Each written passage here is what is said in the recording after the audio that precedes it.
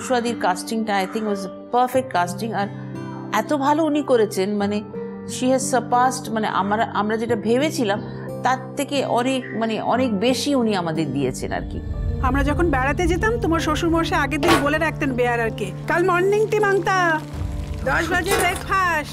বিশেষ করে বলবো অনুষ্বাদির কথা, বিশেষ করে বলবো কনির কথা, কনিনিকার কথা। আমি অনুষ্বাদির কথাই একটু বলি ছোট করে। এই ছবিতে উনি যে পারফর্ম করেছেন কিছু সিন তো মানে আমার কাছে মনে হচ্ছে রাস্তায় রেখে দিলে ভালো হয়। এবং কনিনিকাকে নেওয়া এবং কনিনিকাকে সাজেস্ট করা যে দিস রোলটা কনিনিকার জন্য এটা খুব অ্যাপ্ট হবে, খুব ভালো হবে আর কি। কনিও খুব ভালো করেছে ছবিটাতে।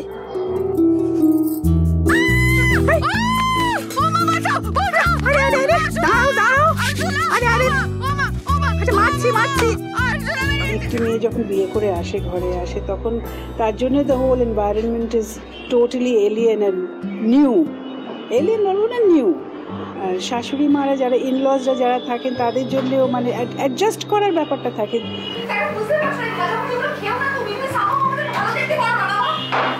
অনেক জায়গাতে শুনবি রান্নাঘরটা আলাদা হয়ে গেছে, একই বাড়িতে থাকছে রান্নাঘর আলাদা। সো মেন ঝামেলাটা শুরু হয় রান্নাঘর থেকে। এই চরিত্রগুলো, প্রত্যেকটা চরিত্রের সঙ্গে অনেকেই আইডেন্টিফাই করবে। শোভা রানী এই বাড়ির শাশুড়ি, ইনি মুখার্জিদার বউ। অদিতি এই বাড়ির বৌমা, ইনিও মুখার্জিদার বউ। প্রত্যেকেই কিন্তু মুখার্জিদা। আপনি মুখার্জিদা, আমি মুখার্জিদা।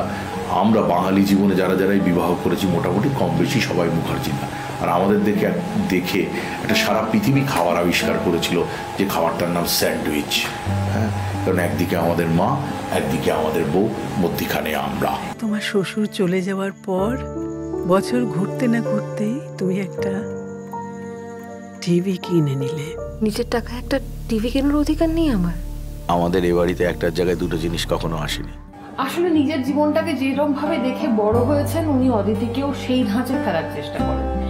একটা নিজের সংসার, যেটা অনেক বছর ধরে নিজের সংসার একটা তৈরি করা, একটা সুন্দর করে গোছানো, একটা যেটাকে বলে সাজানো বাগান, নিজের সাজানো বাগান। পরের দিকে যে জার্নিটা রয়েছে সেটা কোথাও গিয়ে আমার মনে হয়েছে that can be a really good solution, মানে একটা পথ দেখানো মানুষকে।